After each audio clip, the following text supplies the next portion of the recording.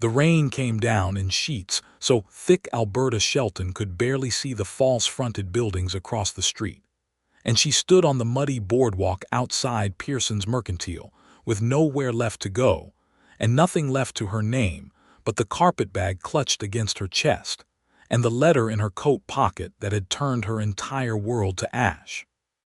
The letter from Thomas Briggs, the man she had traveled 300 miles to marry, written in his cramped and cowardly hand, explaining that he had changed his mind, that he had found himself another woman, that she ought to turn around and go back east where she belonged, and that he was sorry for the inconvenience, as though she were a late freight shipment and not a living woman who had sold every piece of furniture she owned to pay for this journey. She had read it 3 times outside the stage depot, each reading stripping another layer of warmth from her body, until she felt hollow and cold in a way that had nothing to do with the October rain soaking through her coat to her shoulders. She had nowhere to go. She knew not a single soul in Caldwell, Kansas.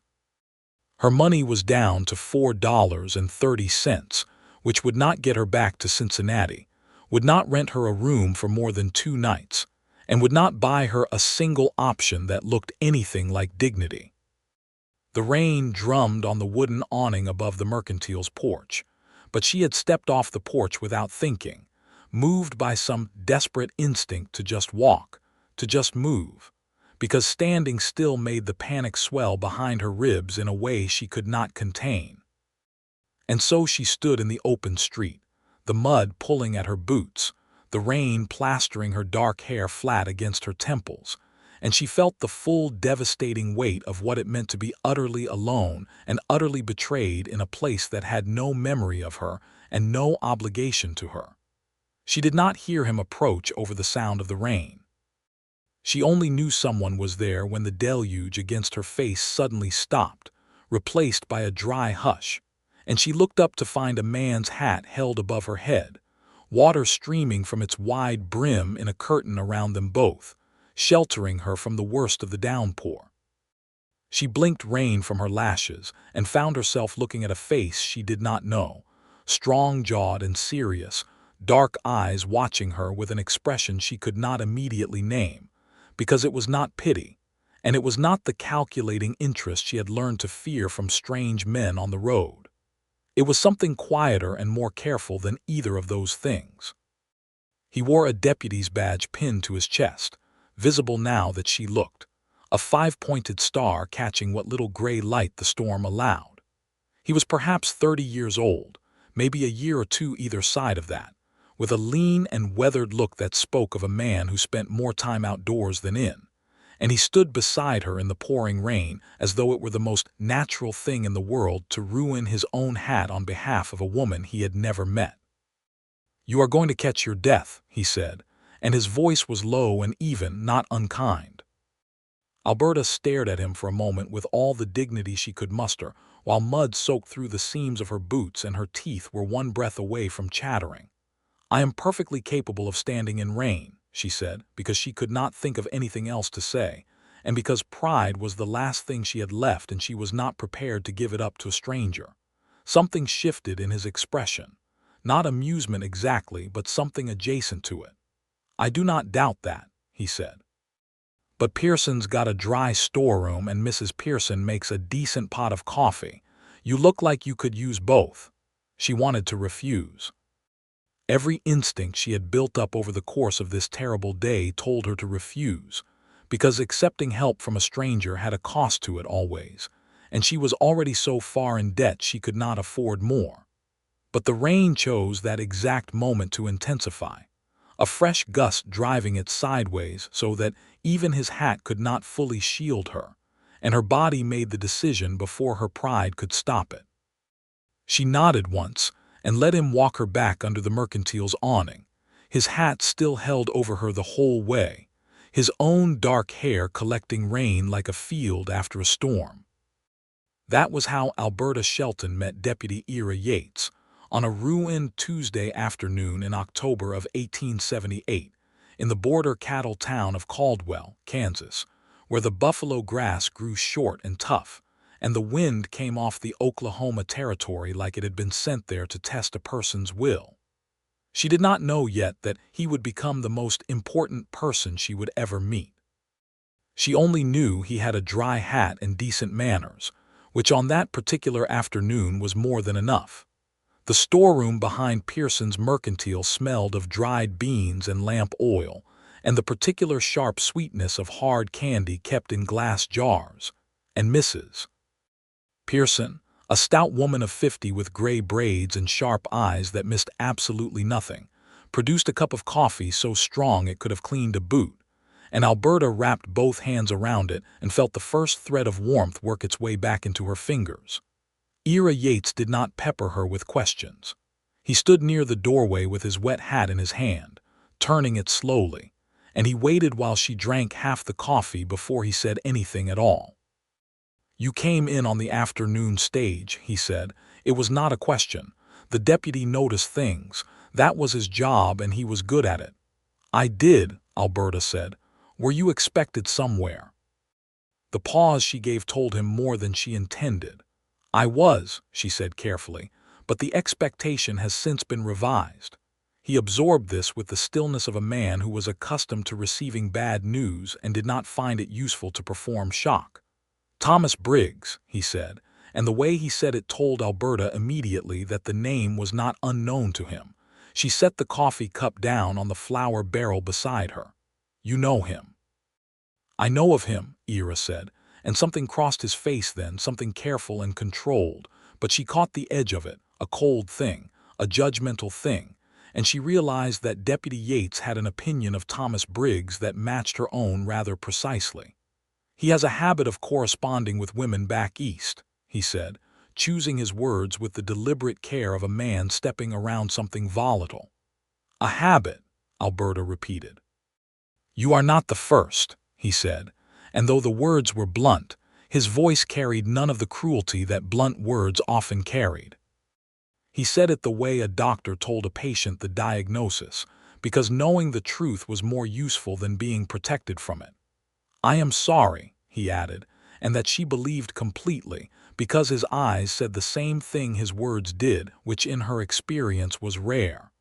Alberta sat with this for a moment, not the first. She thought about other women who had made this journey, other women who had stood in the rain outside a Mercantile in this border town with $4 and nowhere to go, and the anger that moved through her was clean and cold and clarifying. It burned off the last of the shock. "Is there a boarding house?" she asked. "Mrs. Calloway's on 3rd Street. She is decent and her prices are fair. Is there work to be had in this town?" He tilted his head slightly, reevaluating her. She could feel it. "What kind of work?" "I can cook. I can sew. I can keep accounts. I have some schooling. I can teach if there is a school." She said it all directly, because she was not in a position to be coy, and because the burning anger in her chest had replaced the paralysis, and she found she wanted very badly to not be a victim of Thomas Briggs's particular betrayal. She wanted to be a woman with a plan. "I am not asking for charity, Deputy. I am asking for information." He was quiet for a moment in a way that she would later come to understand was simply how he thought, that Ira Yates was a man who did not speak until he had something worth saying. "There is a school," he said. "Old Mr. Henderson has been teaching, but his eyesight has gone, and the school board has been looking for a replacement. The town also lacks a reliable seamstress since Mrs. Dunbar moved to Wichita in the spring. And Sheriff Colton has been needing someone to keep his records, because his handwriting is an affront to anyone who has ever held a pen." Despite herself, despite the mud on her boots and the letter in her pocket and the catastrophic ruin of the last 6 hours, Alberta almost smiled. "That is 3 options," she said. "It is," he agreed, and she thought she saw something shift in his expression again, something that was not quite the careful neutral he had been wearing, something a little warmer. Mrs. Calloway's boarding house was a 2-story frame building on 3rd Street that smelled of beeswax and something baking in the kitchen.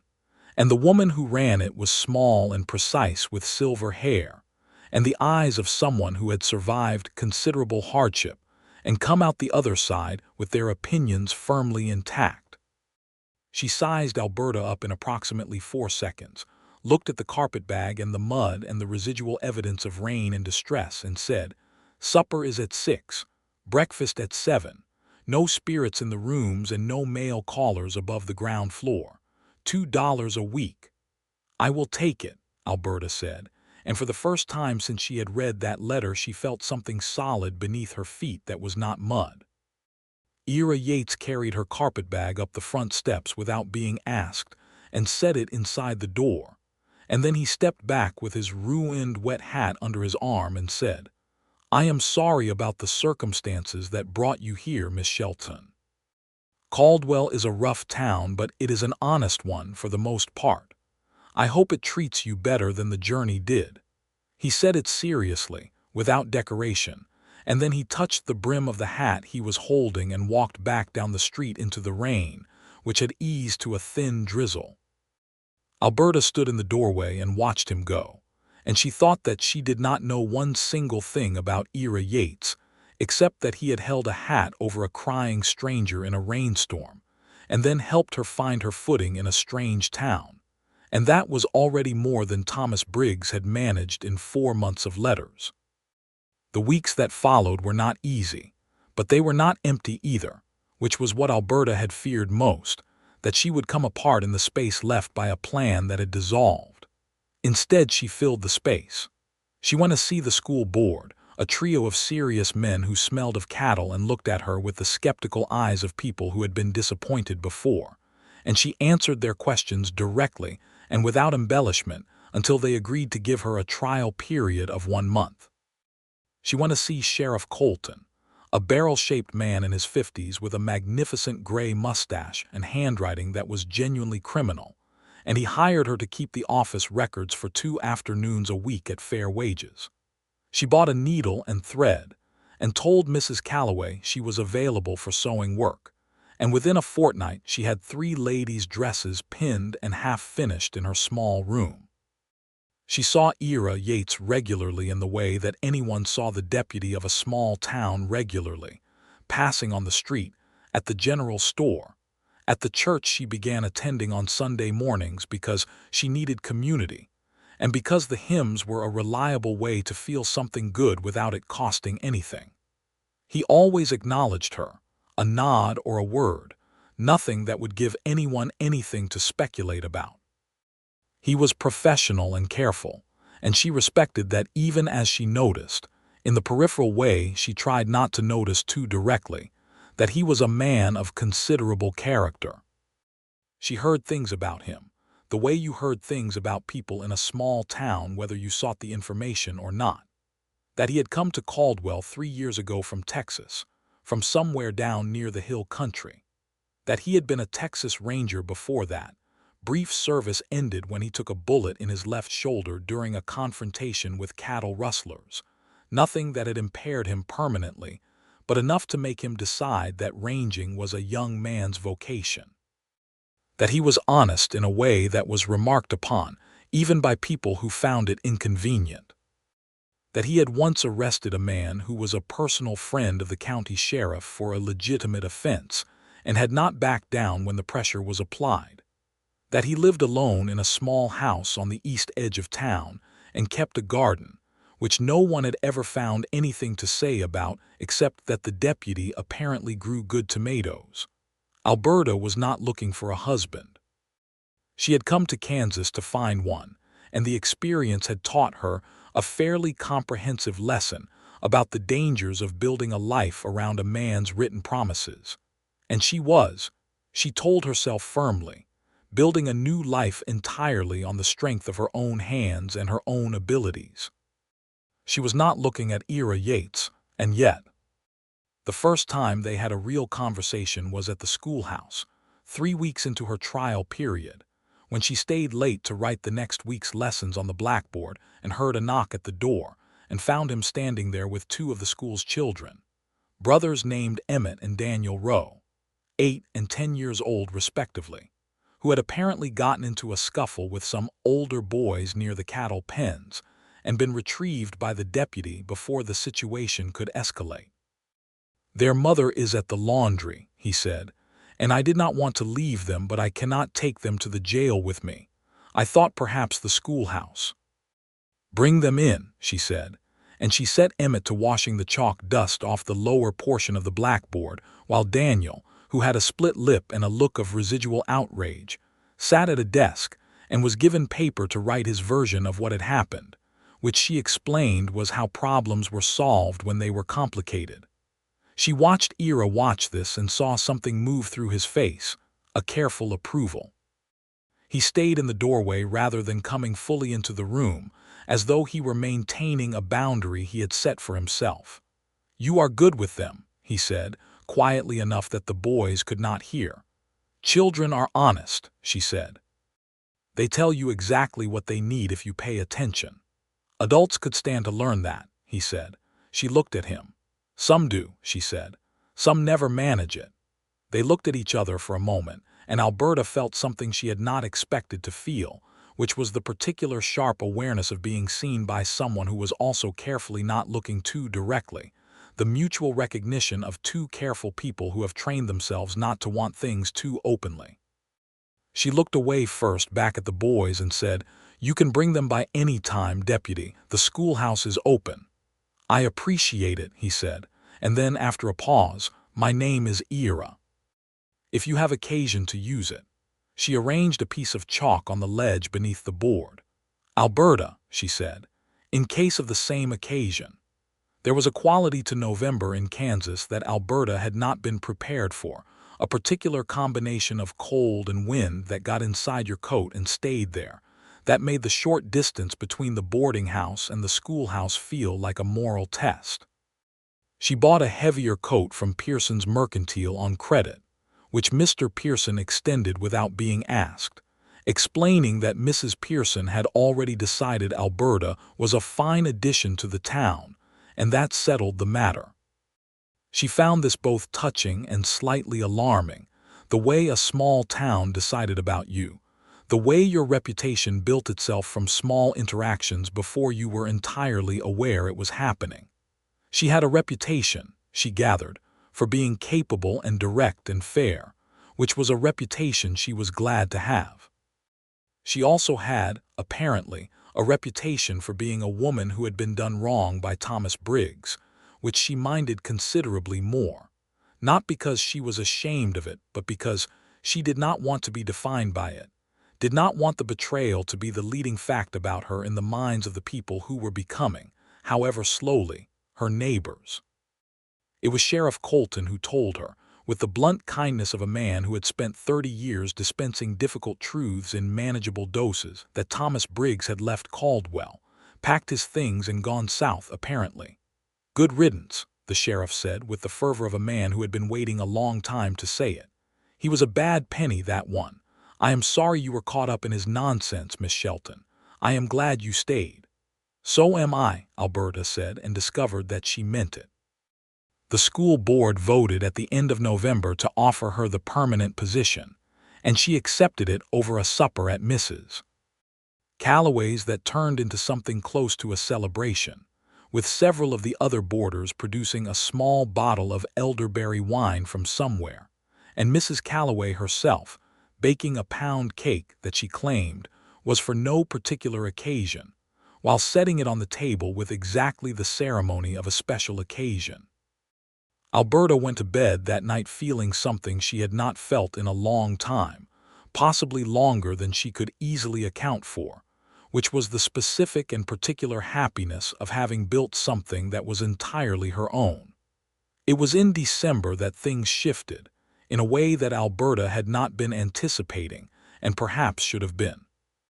The Saturday market happened once a month on the main street, regardless of weather, because ranchers and farmers came into town for supplies, and the buying and selling of provisions could not be made to wait on comfort.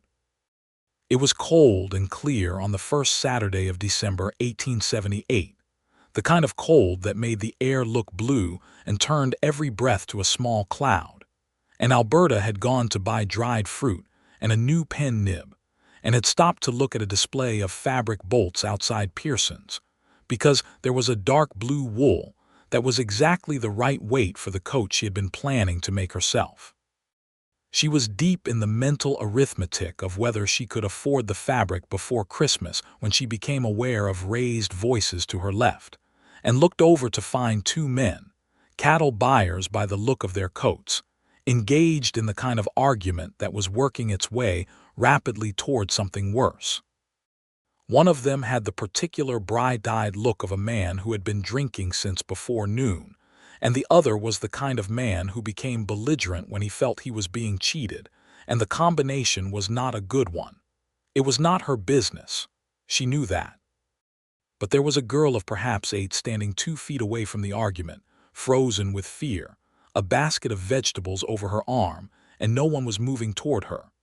Alberta moved without thinking, threading through the small crowd that had stopped to watch with the helpless fascination of bystanders, reaching the girl and taking her gently by the shoulder and steering her away from the escalating confrontation. The drunk man swung. He did not connect with the other cattle buyer. He connected with nothing, because at that exact moment Ira Yates was there, stepping between them with the particular economy of motion that spoke of a man who had done this many times and had worked out the most efficient geometry of it. He had one hand on the drunk man's arm and the other raised, palm out, toward the second man, and he was talking in a low, calm voice that Alberta could not hear from where she stood, but which had the immediate effect of pulling the heat out of the situation. She watched him handle it, and she felt something she recognized as admiration, clean and uncomplicated, for the specific skill of it, the complete absence of unnecessary force, the way he managed the situation like a man who understood that the point was not to win but to stop the harm. He had the drunk man walking peacefully toward the jail within 3 minutes, and the second man talking irritably but non-violently to the sheriff, and then he turned, and his eyes found her immediately across the crowd, because he had apparently noticed her in the middle of all of it, and he crossed to where she stood with the little girl. "Are you all right?" he asked, looking at Alberta and then at the child. "Are you hurt, sweetheart?" The girl shook her head. Ira crouched to her level, which impressed Alberta more than it perhaps should have, and said, "Do you know where your family is?" "My mama is at the dry goods," the girl said. "Let's find her," Ira said, and stood and held out his hand. The girl took it without hesitation, and Alberta fell into step on the girl's other side, and the three of them walked down the street together, and the ordinary scene of it, a man and a woman walking a child between them through the December market, was so domestically complete that Alberta felt her heart do something complicated and unwelcome. They returned the girl to her mother, a young woman named Ruth Garrett, who was visibly relieved, and who looked at Ira and Alberta together with the undisguised assessment of a person who was conducting a rapid social calculation. "Thank you both," she said warmly, with the emphasis on both. Afterward, in the cold, clear air, Ira and Alberta stood for a moment outside Pearson's Mercantile, which was where this had all begun, in a different way and a different weather, 2 months ago, and Alberta was aware of the symmetry of it even as she was aware that something had changed in the air between them. Some quality of the careful professional distance he maintained had shifted a fraction. "That was well done," he said, referring to her moving the girl. "It was instinct," she said. "Good instincts," he said. She looked at him directly. "You handled that without your gun," she said. "You did not even put your hand near it." "The gun is the last tool you reach for," he said, "if you are doing the job properly. Not everyone agrees with that in a town like this." "No," he said, "not everyone." He paused. "I wonder if you would allow me to bring you coffee sometime." "Not from a storeroom this time. The hotel dining room makes a decent cup, and it is warm." "This is not an improper suggestion," he added, and she heard something she might have called self-consciousness in his voice, which was a new note. "I would like to talk to you about things other than town business." Alberta looked at him for a long moment. She thought about Thomas Briggs and about the letter in her coat pocket and about how she had told herself she was not looking for anything.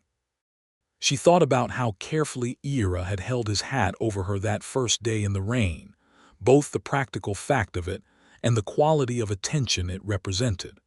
She thought about him crouching to a frightened child's level without being asked. "I would allow that," she said, and felt the words land somewhere warm and important in the center of her chest. The hotel dining room on Tuesday afternoon, with December light coming flat and pale through the windows, smelled of coffee and fried beef, and the cedar smoke from the fireplace in the corner. And it was warm enough that Alberta unwound her scarf and sat across from Ira Yates with nothing professional between them for the first time, and felt the specific heightened attention of a person who is allowing themselves to want something.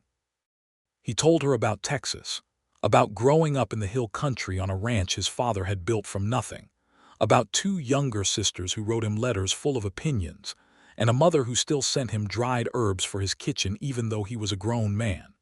He told her about rangering, not the violent parts, but the landscape of it, the enormous empty sky, and the way the land in West Texas was nothing like anything she could have imagined in Ohio, red and vast and ancient. She told him about Cincinnati, about her parents who had both died within a year of each other when she was 22, leaving her alone in a house that was subsequently sold for their debts, about the aunt who had taken her in for 2 years while she taught at a private school and saved every dollar she could, about the advertisement for mail-order brides that her friend Mary had shown her with the breathless excitement of women in cramped circumstances, about Thomas Briggs's letters that had been charming and specific and entirely fictional. "I should have been more suspicious," she said, and was surprised to find that she could say it without the burn of self-blame she had expected. "A man writes to you every week for 4 months with exactly the things you want to hear. You begin to believe the version of yourself you see in his letters. It was flattering, and I was in difficult circumstances, and I wanted it to be true." "That is not a character flaw," Ira said. "That is being human." He turned his coffee cup in his hands. "He is good at it. The letters, the impression. He has done it multiple times, and each time the woman who received those letters was intelligent and capable.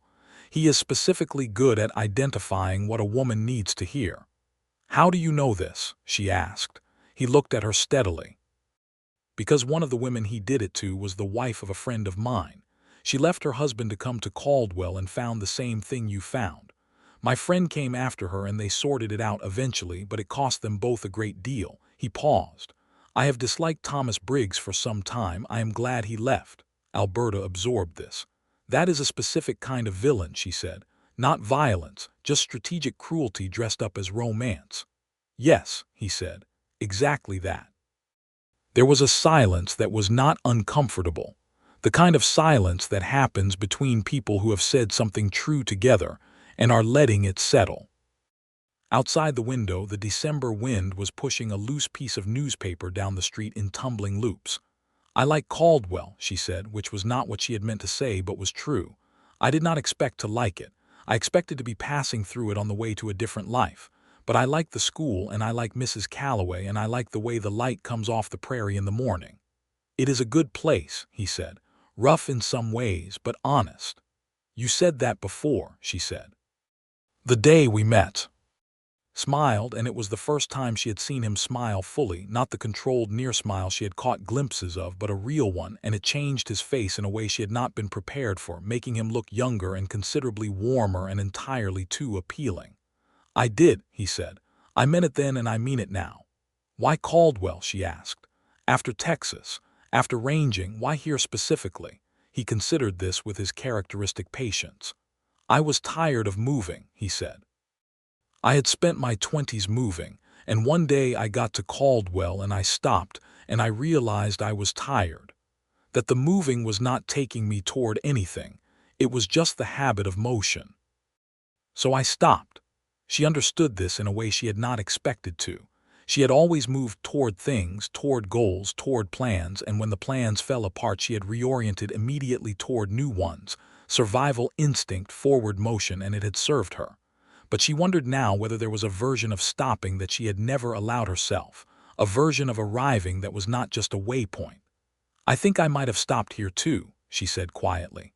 "I did not mean to." But I think I might have." He looked at her across the table, and what was in his face then was careful and warm and completely honest, and she did not look away from it. The winter settled into Caldwell with a deliberate thoroughness, and Alberta's life settled with it.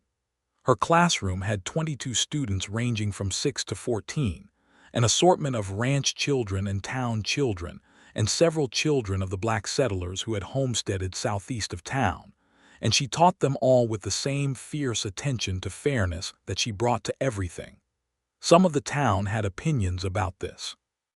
Alberta had a response to the opinions that she delivered clearly and without particular heat, which was that every child enrolled in the Caldwell school received the same teaching, and that was not a point she was prepared to negotiate. Ira supported this without being asked, which she noticed, and which mattered to her more than she admitted. When one father appeared at the schoolhouse to express his views loudly about the seating arrangement, it was Ira who appeared in the doorway behind him, not interfering, just present, the badge on his chest doing the conversational work without him having to say a word. The father left. Alberta looked at Ira. "You did not have to do that," she said. "I was passing by," he said, with perfect neutrality, and she did not believe him for a second, and he knew she did not believe him, and neither of them said anything more about it. By January, they were walking together on Sunday afternoons after church, along the edge of town where the buffalo grass grew flat, and the land opened up into the enormous pale sky that Alberta had described to herself when she arrived as intimidating and had since recategorized as magnificent.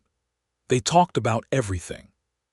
He was the easiest person to talk to she had ever met, not because he was effusive but because he was genuinely interested, and because he listened the way very few people listened, without waiting for his turn, without redirecting to himself, with a complete and focused attention that made her feel, each time, as though what she was saying mattered. She told him about her mother, who had been a schoolteacher herself before marriage, who had given Alberta her love of books and her conviction that a woman's mind was as valuable as any other quality she possessed. She told him about the garden her father had kept, not the orderly kitchen garden of practical vegetables, but an extravagance of flowers, roses and hollyhocks, and a climbing clematis that had covered the entire back fence by the time she was 12. She told him about the loneliness of her mid-20s after her parents died, the specific loneliness of a capable woman with no outlet for her capability. He listened to all of it. And then he told her, on a particularly cold January afternoon with the wind carrying the promise of snow, that he had been engaged once in Texas to a woman named Alina who had decided that she could not build a life in the hill country and had gone back to San Antonio, and that he had spent 2 years angry about it before he realized that she had been right to go and wrong only to have said yes in the first place. "We wanted different lives," he said. That was the truth of it. And when the truth is that fundamental, no amount of affection can paper over it. "Is that why you are careful?" She asked because she had been wondering about his carefulness with her, the way he maintained a measured space even as the space between them clearly narrowed with every conversation. "Because you learned that affection is not enough." He stopped walking. She stopped walking. The wind moved between them with its cold, honest breath. "I am careful," he said, "because I do not want to make you a promise I am not certain of, not because I am uncertain about you." He paused. "I am very certain about you, Alberta. I have been certain since the first afternoon when you told me you were perfectly capable of standing in rain. The carefulness is because what I feel is something I am not prepared to be wrong about." She looked at him. The flat winter sky above them was the color of pewter, and the grass was the color of straw, and the town behind them was small against the enormity of the land. And she stood in the middle of all of it and felt something release in her chest, something she had been holding tightly for months, the particular braced tension of a person who has been hurt and is protecting the wound. "I am certain too," she said, and did not elaborate because she did not need to, and because he understood exactly what she meant. He reached out and took her hand, which was gloved against the cold, and held it, and they stood there in the January wind on the edge of Caldwell, Kansas, and that was how it began properly. February brought a complication. His name was Marcus Webb, and he was the owner of the largest cattle operation in Sumner County, a man of significant money and no small political influence in the region. And he arrived at the sheriff's office on a gray February morning with a complaint and an agenda. The complaint was that someone had been stealing cattle from his southern pasture, approximately 60 head over the course of the winter, which was a real and serious crime that required real and serious investigation. The agenda was something else, which Alberta learned about secondhand from Sheriff Colton, who told her with the expression of a man unhappy with a situation he could not fully control. Webb wanted the investigation handled quietly, specifically by Ira, and he had used his political relationships to make this preference known in a way that was not quite in order but was strongly in that direction. The complication was that Webb's property manager, a man named Delacroix, was the person Ira believed was responsible for the thefts, essentially stealing from his own employer and selling the cattle to buyers down in the territory. Delacroix was also the son-in-law of the county judge. "He is being asked to investigate a crime," Alberta said carefully, because she had come to understand the architecture of the situation from Colton's careful explanation. "But the investigation will inevitably lead to someone powerful, and if he follows it honestly, he will be in conflict with the people who sent him." "That is the size of it," Colton said, with the weariness of a man who had seen this particular trap built many times in many different towns. "Webb does not know about Delacroix. He genuinely wants the thief caught. But when the thief turns out to be his own man, and that man's father-in-law is Judge Harmon, things will become uncomfortable." Alberta kept records. She kept excellent records, and she had been keeping the office records for the sheriff for 3 months, and she had a precise and trained mind for patterns. She said nothing about this to Colton. She went home to her room at Mrs. Calloway's and she thought carefully. She told Ira that evening when he came to walk with her after supper, as had become their custom, even in the cold.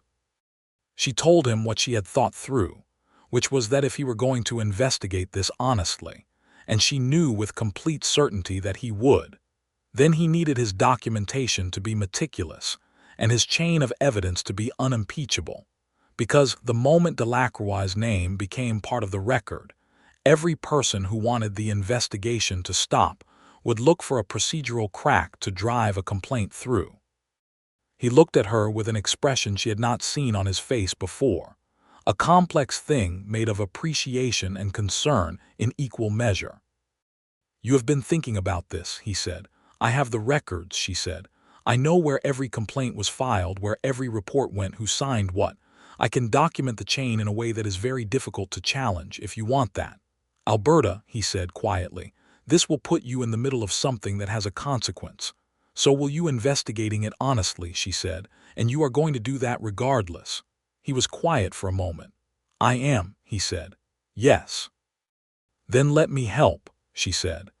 "Because your instinct for honest work is one of the things I value most about you, and I will not stand aside while it puts you at a disadvantage."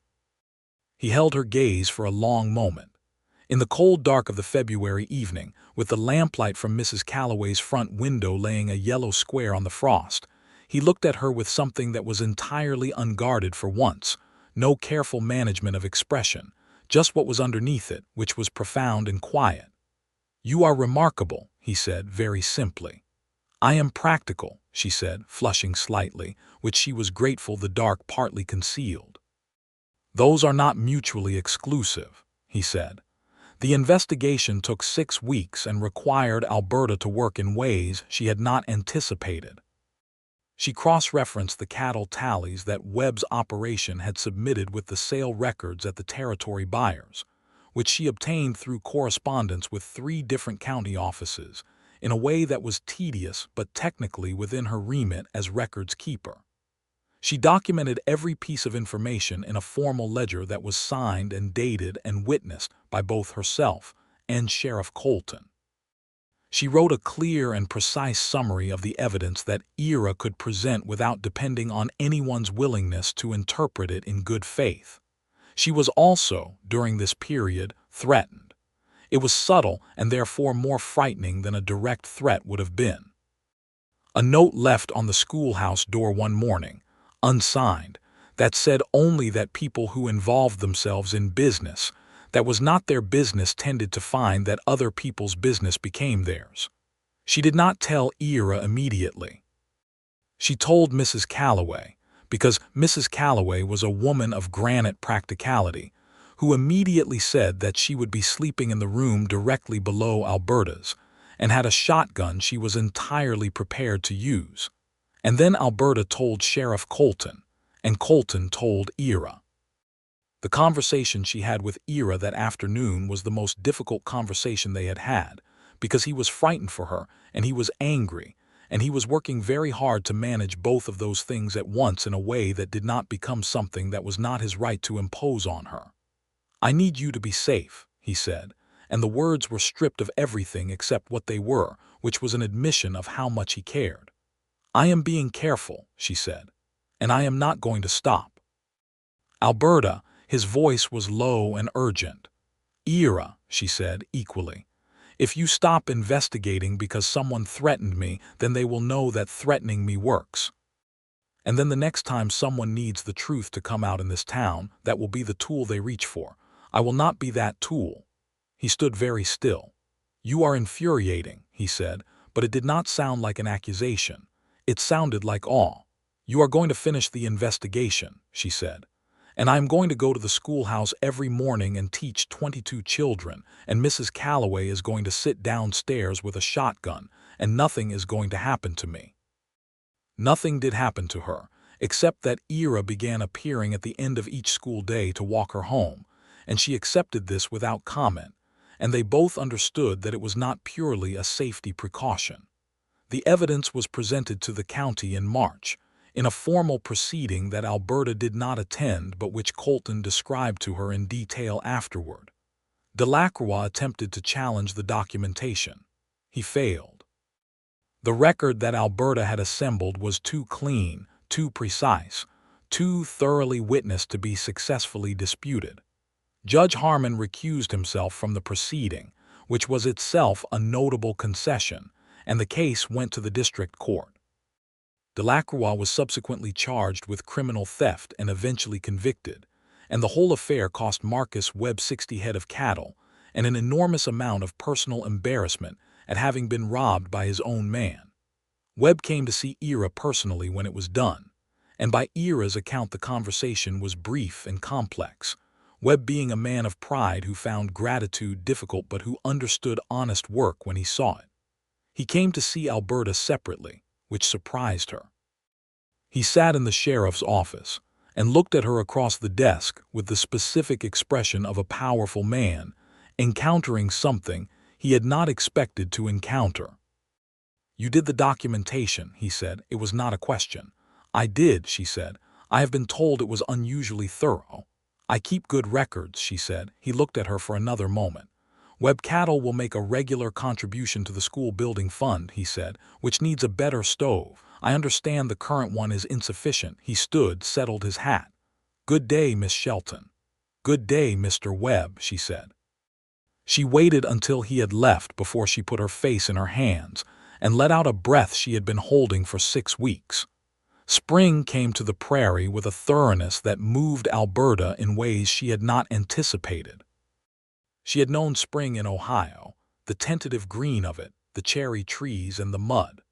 The spring in Kansas was something different, something enormous and urgent, the grass going from straw to green seemingly overnight, the sky turning a blue so deep it looked polished, and the wind changing quality, losing its bitter edge and becoming something that moved across her face like a clean hand. She walked more on Sunday afternoons. She and Ira walked farther, out past the edge of town and along the creek where the cottonwood trees were putting out their first yellow-green leaves. He had been building towards something for weeks.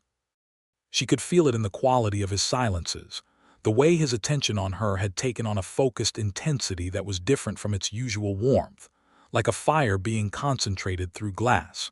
She was not impatient. She had learned his pace, the deliberate and careful way he moved toward things that mattered to him, and she trusted it. But she was aware, on a warm April afternoon with the creek running high from the snowmelt and the cottonwoods full of light, that they had arrived at something. He stopped walking. She stopped with him. The water moved past with its spring urgency. A red-tailed hawk was working the thermals above the creek bed with the unhurried expertise of something that owned the sky. "I have been thinking about the future," he said, and even though she had been expecting something, the directness of it made her pulse quicken. "My future, which is in Caldwell, I believe. I have made my peace with this place and it has made its peace with me, more or less." "It has," she agreed. "I have been thinking about the nature of a future," he continued, "and the specific fact that a future is most itself when it is shared, when there is someone in it who you want to be there." He turned and looked at her fully. "I have a house on the east edge of town that is too quiet. I have a garden that does not grow enough flowers. I have a life that is good and orderly and missing something that it should have, which is you." He stopped and breathed. "Alberta Shelton, I am asking whether you would consider making a life with me, whether you would marry me.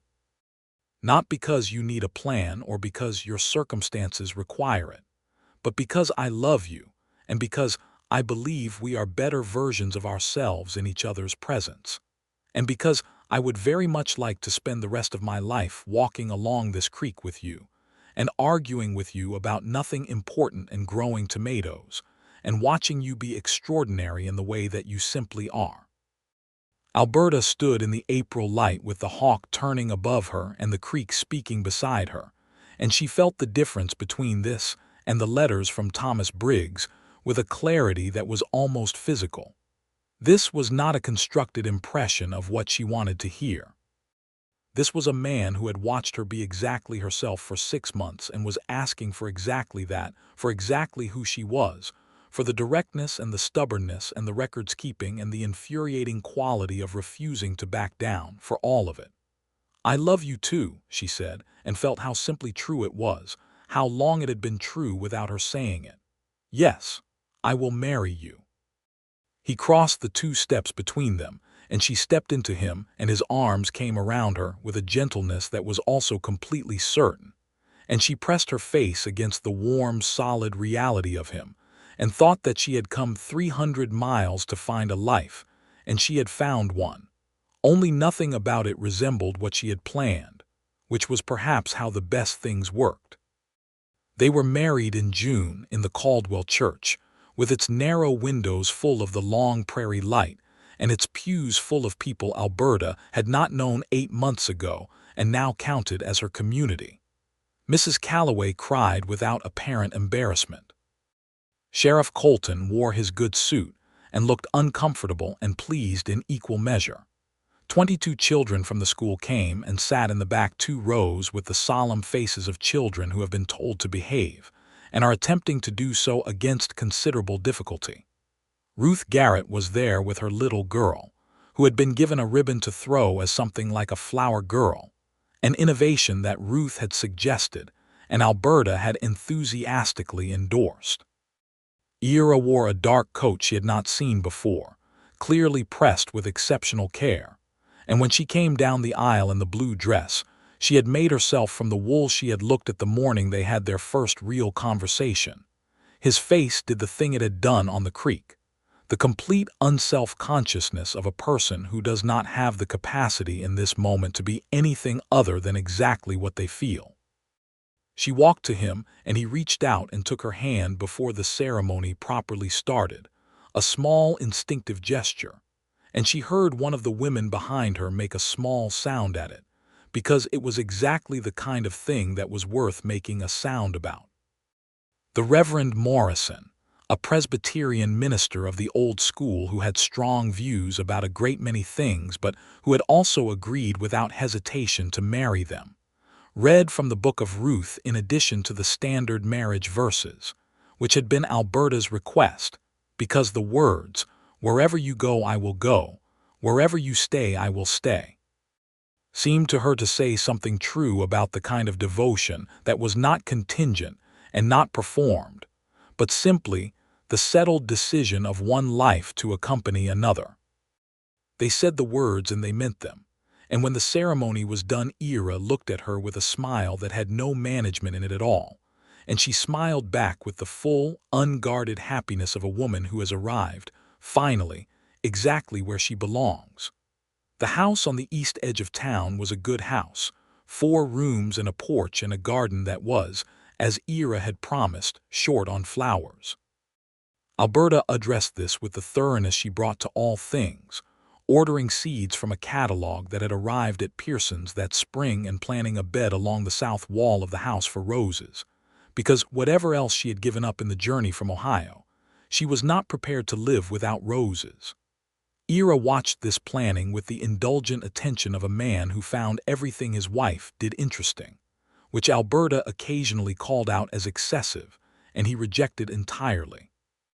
"You planned a garden in March, and you knew you were going to live here in June," she said one evening on the porch, with the long summer evening settling into violet around them. "I had strong hopes," he said. "Strong hopes," she said. "Very strong hopes," he agreed. She leaned against his shoulder.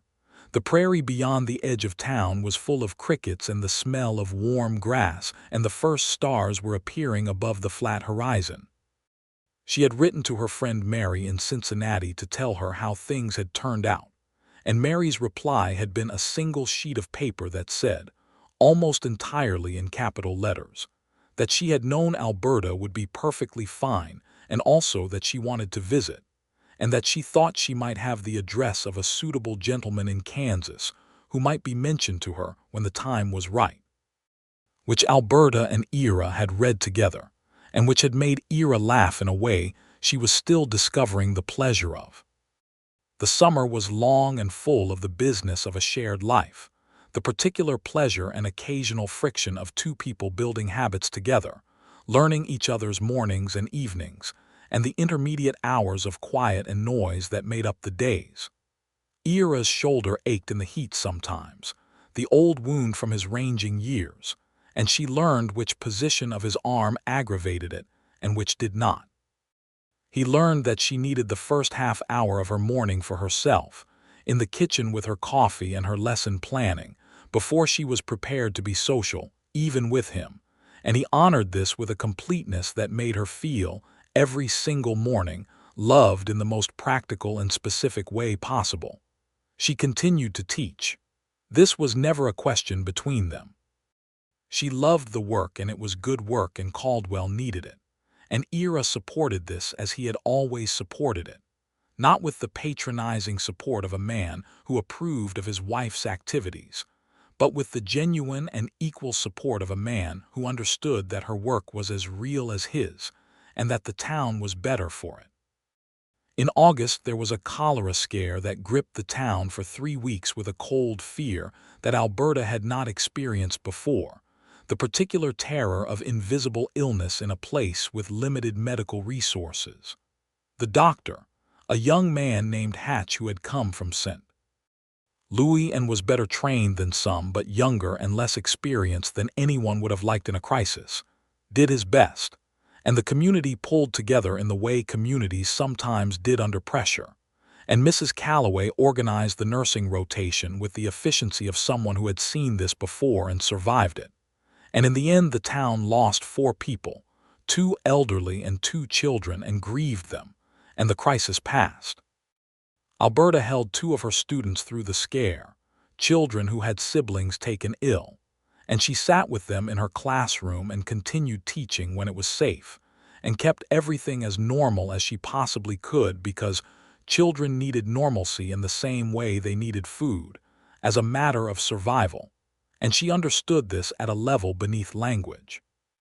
Ira was everywhere during those weeks, managing the fear and the occasional unreason that illness produced in crowded places, talking people down from panicked decisions, ensuring quarantines were respected without becoming punitive. They were both exhausted by the time September arrived and the crisis was definitively over, and they sat on the porch of the house on the east edge of town one evening in early September with the late summer air still warm around them, and they did not talk about much of anything, just sat together in the comfortable silence of two people who had gone through something difficult and come out the other side still holding each other. "I want to write to my sisters more regularly," he said, after a long while. "Yes," she agreed, "and I want them to come visit." "They will want to," he said. "They have been writing me with questions about you since March." "What kinds of questions?"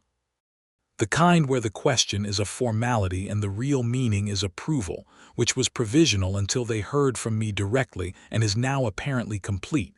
He paused. "Clara called you formidable, which from her is the highest possible praise." "I like Clara already," Alberta said. He put his arm around her, and she leaned into him, and the stars above the prairie were impossibly dense, the Milky Way a river of light above the flat dark land. And she thought about how her life at 25 had been defined by loss, and at 26 by betrayal, and at 28 by the accumulation of a world she had made with her own hands and this man beside her. And she felt the full weight of it, not as a burden but as a kind of richness. The density of experience that built into something you could stand on. In the spring of 1880, Alberta discovered she was carrying a child. She told Ira on a Sunday morning with the prairie light coming in the kitchen window and the coffee between them on the table. And his face did what his face sometimes did with things that moved him deeply, which was to become very still for a moment while everything settled into place. And then he reached across the table and covered both her hands with his.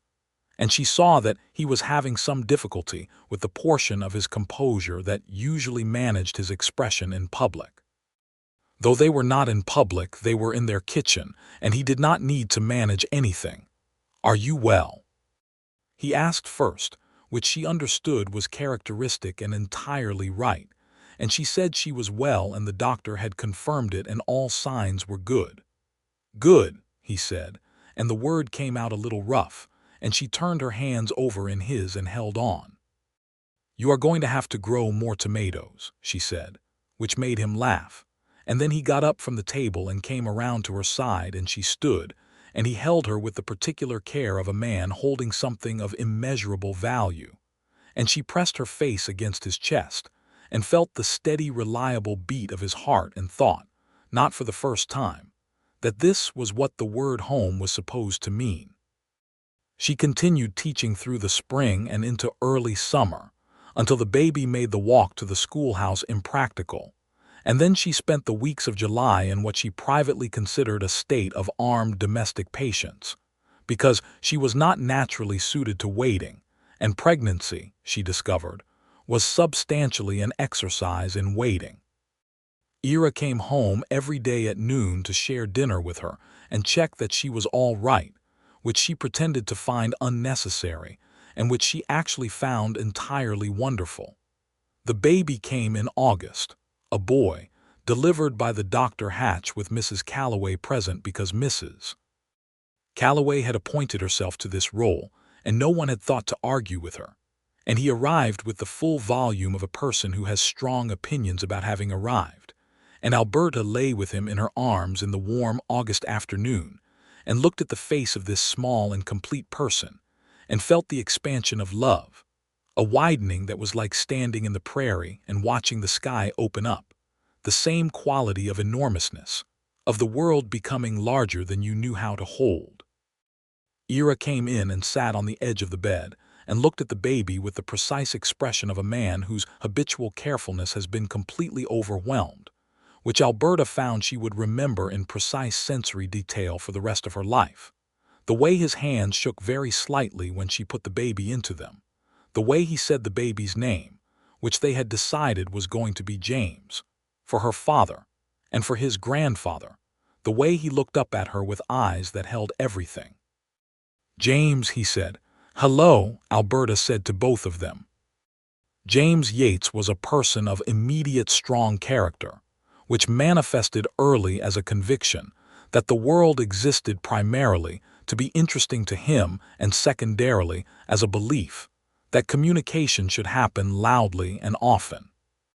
He grew in the way babies grew, which was faster than seemed quite believable, and he was a source of constant entertainment to his father, who had apparently been waiting for someone to grow tomatoes with, and constant pride to his mother, who watched him take in the world with an appetite for it that she recognized entirely.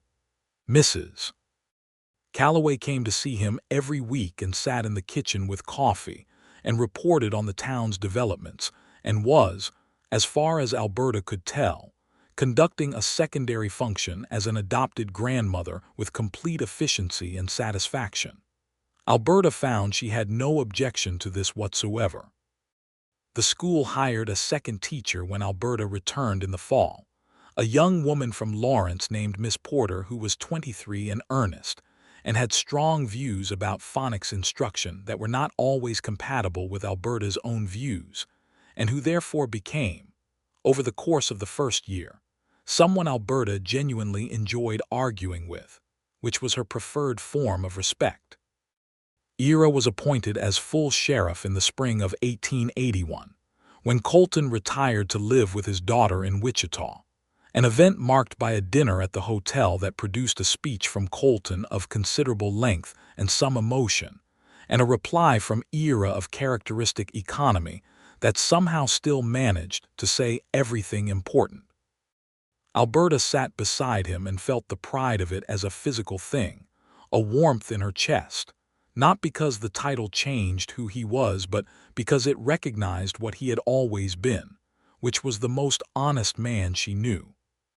He wore the sheriff's badge now, the five-pointed star that was larger than the deputy's badge, and she teased him about it occasionally, that the star had grown with the responsibility, and he said that the star had been the same size all along, which was entirely true of both the star and the man.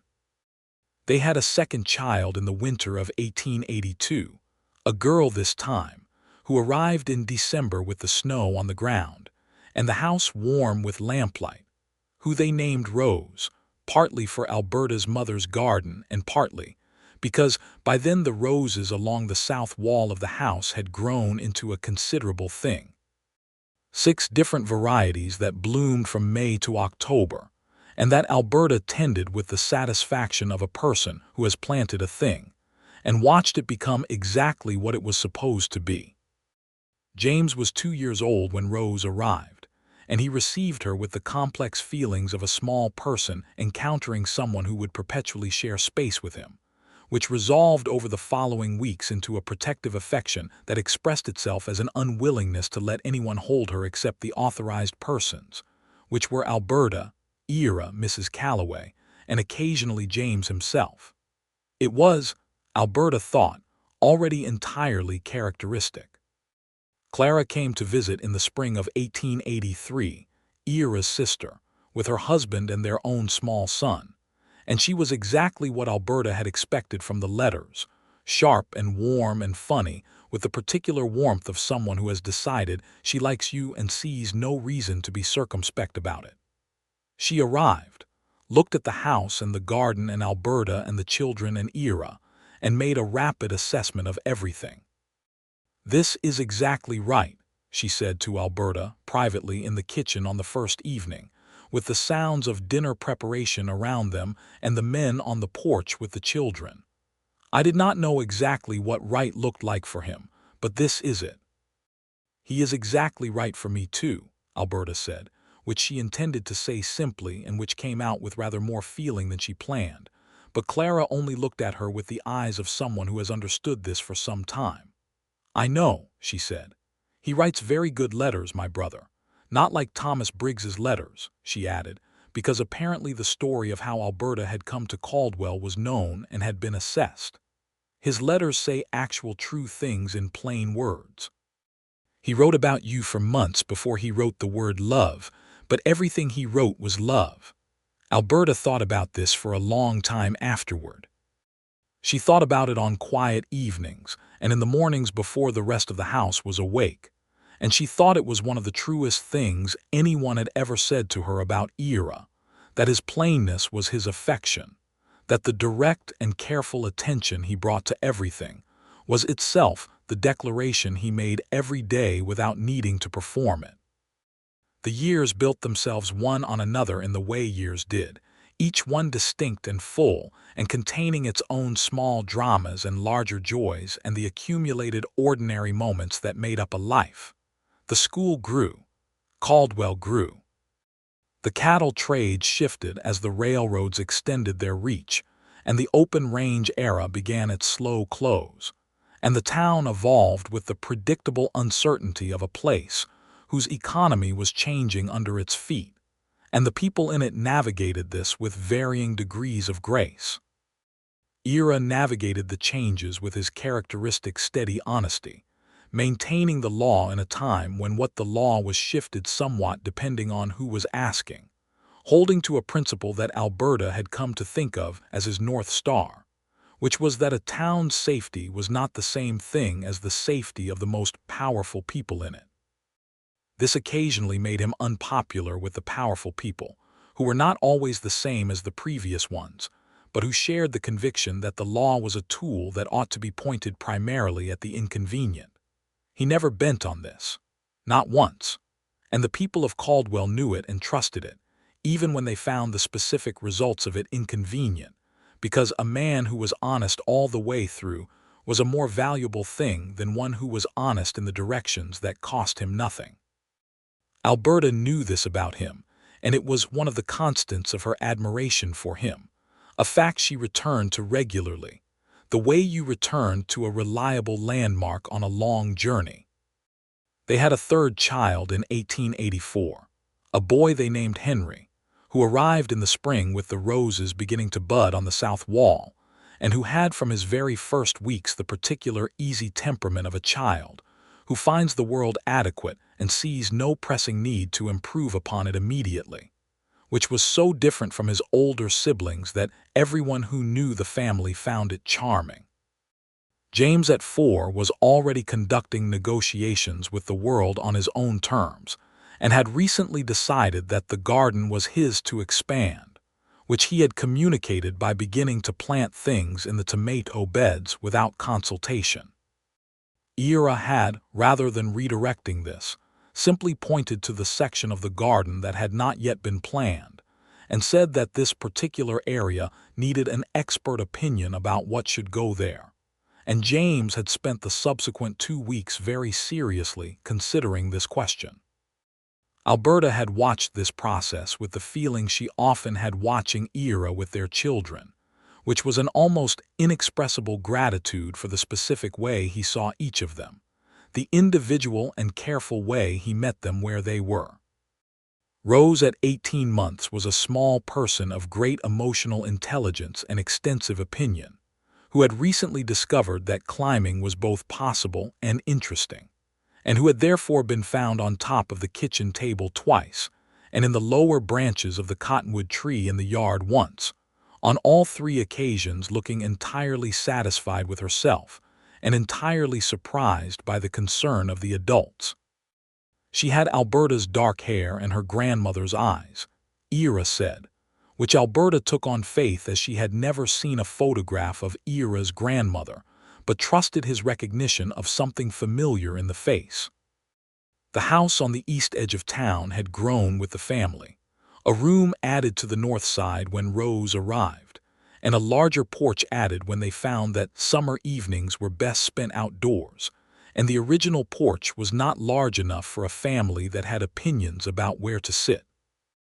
The garden was now a considered and intentional thing, roses along the south wall in full establishment, a vegetable garden of considerable productivity that James and his father managed with seasonal seriousness, and a cutting bed of mixed flowers that Alberta tended, and from which she filled the house during the growing months with whatever was blooming.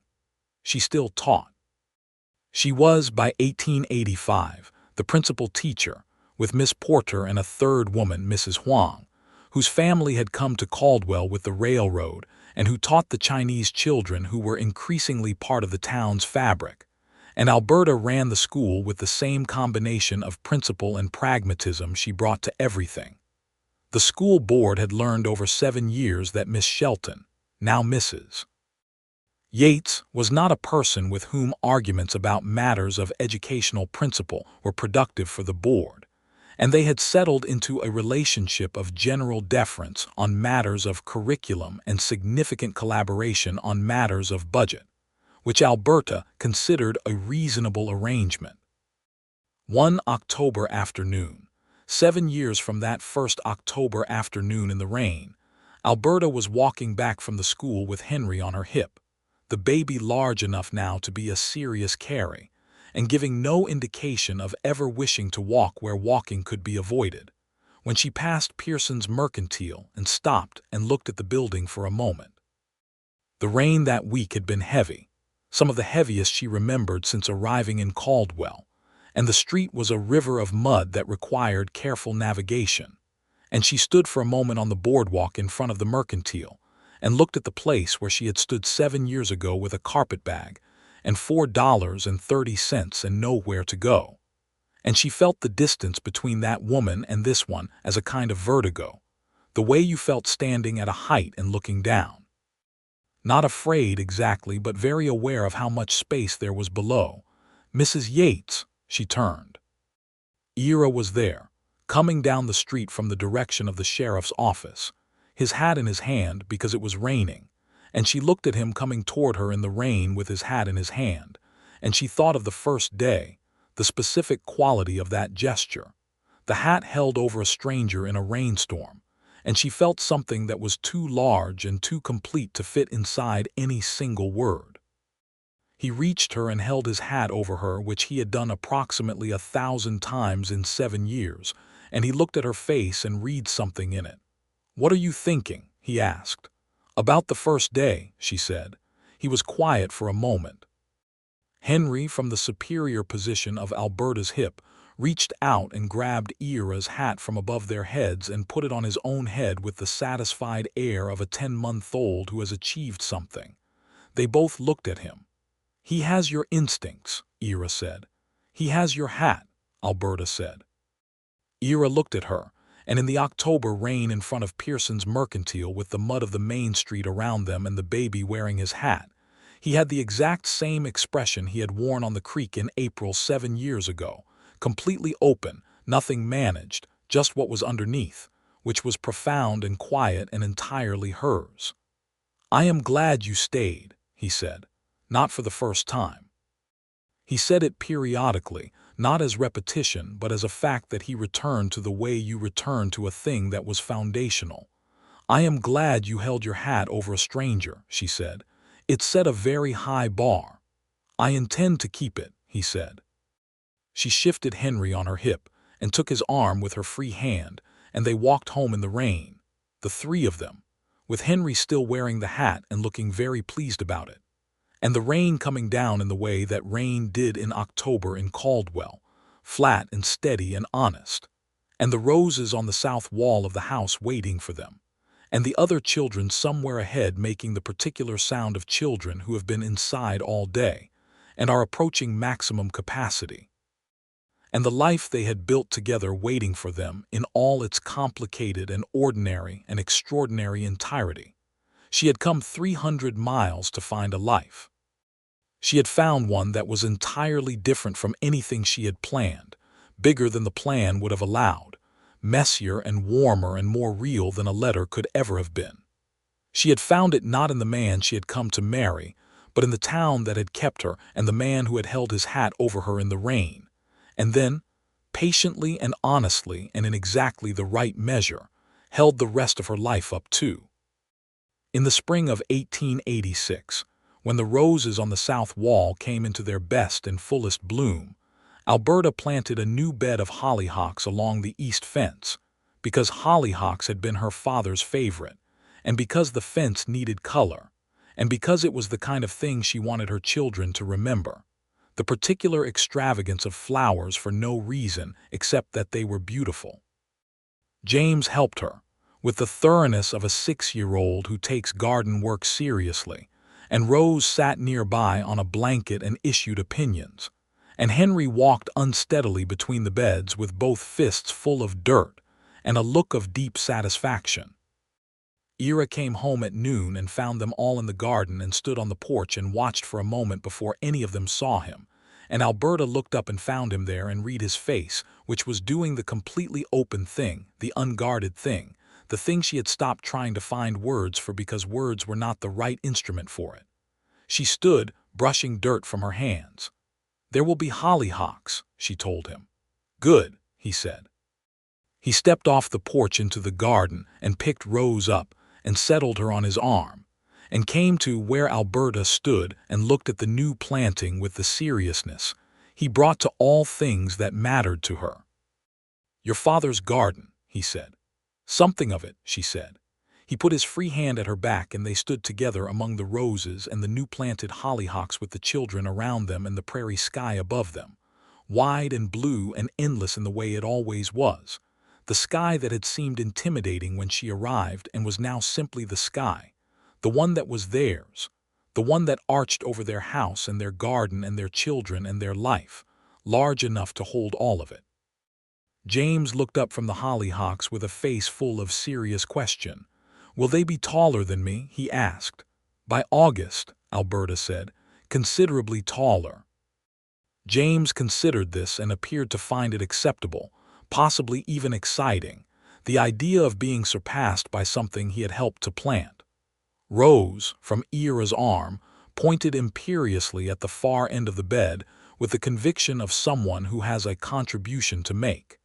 Henry sat down directly in the dirt and looked content.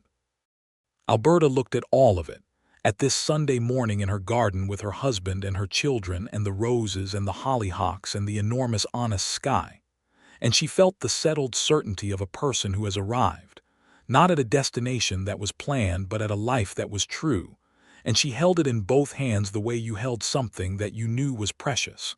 Not clutching, just present, just grateful, just entirely here. The rain that came in October was the same rain that had come every October before it, and it would come every October after, steady and ordinary and making the prairie smell of itself, of grass and wet earth, and the clean, cold, particular smell of Kansas in the autumn. And she was glad for it, even now, glad for that first rainstorm that had sent her out into the street with nowhere to go and brought a deputy with his hat over her, because everything that mattered had begun exactly there, in the wet, ordinary, improbable beginning of the rest of her life.